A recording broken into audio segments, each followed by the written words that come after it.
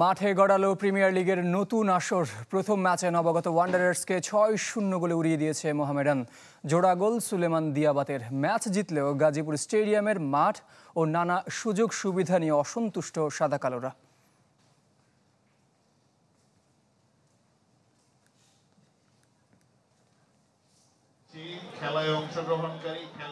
অসম লড়াইয়ে ভালোভাবে জিতেছে Mohammedan.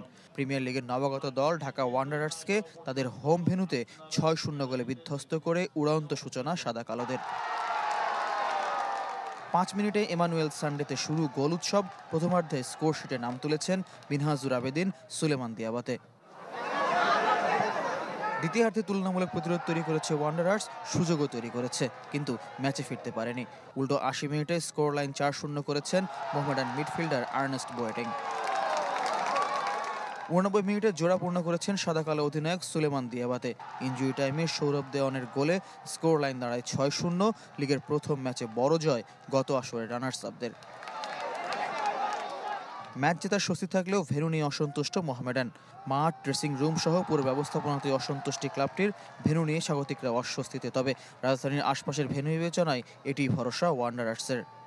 Yeah, the field is not easy to play. Very difficult to play. And dressing also is better, but the field cannot play this field. But we, alhamdulillah, we try to play and win, alhamdulillah.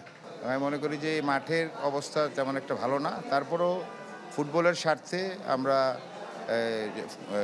এই match মাঠে খেলছি, কিন্তু মাঠটা কিন্তু খেলার উপযুক্ত না। আমাদের স্বাদ আছে, সাধ্য নাই, লিমিটেশন অনেক বেশি। আমরা ইতিমধ্যে যে কমপ্লেনগুলি পেয়েছি, আমরা চেষ্টা করব সেই কমপ্লেনগুলিকে ওভারকাম করার। কম আসনের গাজীপুরের শহীদ বরকত স্টেডিয়াম শুক্রবার দর্শকে পূর্ণ ছিল। মাঠের মানের পাশাপাশি প্রশ্ন ছিল ভেন্যু ব্যবস্থাপনা নিয়েও।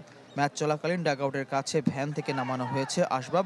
খেলার সময় মাঠে ঘোরাফেরা করতে দেখা গেছে অননুমোদিত ব্যক্তিদের। মৌসুমের বাকি ম্যাচের জন্য ভুলগুলো শুধরে নেওয়ার সুযোগ থাকছে ভেন্যু কর্তৃপক্ষের।